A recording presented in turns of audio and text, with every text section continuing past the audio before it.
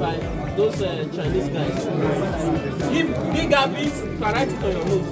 Gigabit, passive.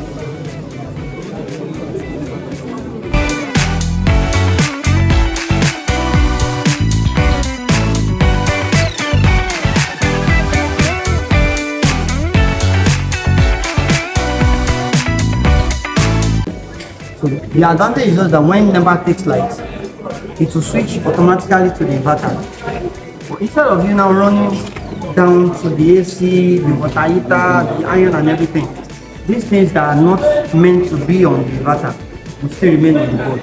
And the board is only powered with NEPA.